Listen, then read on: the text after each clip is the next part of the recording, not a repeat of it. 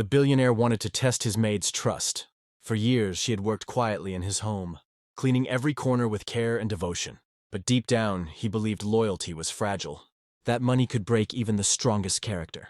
So one afternoon, he created a cruel test. He left his massive safe wide open, overflowing with cash, diamonds, and priceless heirlooms. Then he hid nearby, certain she would not resist. He thought he was about to expose her weakness. But what happened instead would leave him shaken to his core and questioning everything he believed about honesty. Edward Langston lived in a world built on numbers and power. Every decision he made was calculated, every risk measured, every relationship weighed against what it could cost him. He had money, influence, and luxury, but what he didn't have was trust. To Edward, trust was an illusion. He believed that when enough wealth was placed before someone, their loyalty would always crumble. It was this harsh belief that guided the way he treated everyone, from business partners to the people who worked in his mansion. Among them was Clarissa, his maid. She had been with him nearly 10 years, tending to his vast estate with quiet grace. Every morning, she moved through the halls with calm steadiness, polishing, dusting, and caring for the home as though it were her own. She never asked for anything extra, never complained, and never faltered. But despite her devotion, Edward never truly saw her. To him, she was just an employee, a servant who would surely reveal her greed if given the chance. That thought haunted him until it grew into obsession. And then, on a warm summer afternoon, he decided to put her to the ultimate test. Inside his private study stood his pride, a towering steel safe. It wasn't just filled with money. It held family heirlooms, rare watches, and jewels that sparkled like fire under the chandelier. That day, Edward did something reckless. He turned the dial, opened the safe wide, and left it spilling with treasures. Then he slipped into the shadows of the adjoining library, his heart pounding. This was it. He would finally prove his suspicion right. Clarissa would walk in, see temptation laid bare, and show him her true self. Or at least, that's what he believed. The house was silent, except for the rhythmic tick of the grandfather clock. Edward crouched low in the shadows, his eyes fixed on the study door. His chest tightened with anticipation, almost like a hunter waiting for his prey. Moments later, the door creaked open. Clarissa stepped inside, her cart rattling softly against the polished marble floor. She wore the same simple uniform she always did, her hair tied back neatly, her movements calm and unhurried.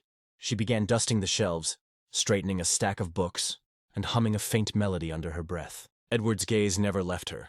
He knew the moment was coming. Then Clarissa's eyes shifted and landed on the safe. She froze. The massive steel door yawned wide, its treasures glimmering under the golden light of the chandelier. Bundles of $100 bills sat stacked like bricks. Diamond necklaces twinkled against velvet trays, and a Rolex watch rested carelessly atop the money. For most, it would have been irresistible. Edward's pulse quickened. This is it, he thought. This is where she proves me right. But Clarissa didn't rush forward. She didn't even move closer. Instead, she stood still for a moment, as if thinking. Then, with a calmness Edward could hardly believe, she set down her duster and reached into the pocket of her apron. She pulled out a small notebook and scribbled something quickly onto a page. After a moment, she tore it out, folded it neatly, and placed it right on top of the open safe. Then she did something Edward never expected. With both hands, she pushed the heavy door closed until it clicked shut. The sound echoed through the study like a final judgment. Edward's jaw tightened. This wasn't what he had prepared for. Clarissa dusted off her hands, picked up her duster again, and returned to her work. She polished the desk, wiped the windows, and resumed humming softly, as if nothing unusual had just happened. When she was finished, she quietly wheeled her cart out of the room and closed the door behind her. Edward was left alone in silence, his mind racing. Finally, he rushed to the safe, snatched the folded note, and opened it with trembling hands. The handwriting was neat, steady, and direct. Mr. Langston, I noticed your safe was left open. For your protection, I've closed it. Please be careful. Many others might not resist such temptation. The words hit him like a stone to the chest. She hadn't just resisted temptation, she had protected him. That night, Edward couldn't rest. The note replayed in his mind again and again. It wasn't just what Clarissa had written. It was what it revealed about him. He had doubted her, judged her, and set a trap. Yet she had shown nothing but honesty. The next evening, he confronted her in the grand hall. His voice was sharp, almost desperate, as he held the note in front of her. "Why did you write this?" he asked. Clarissa stood quietly, her posture straight, her eyes calm. She explained simply that she had closed the safe, because leaving it open was dangerous. She had seen too many lives ruined by temptation, too many families broken by greed. She didn't want that kind of chaos here. Her voice was steady, her words humble, but they carried weight. Edward searched her eyes for even the smallest flicker of deceit, but there was none. What he saw instead was strength, dignity, integrity far greater than anything his money could buy. For the first time in years, Edward felt small inside his own mansion. He realized the truth he had been running from. The test had never been about Clarissa.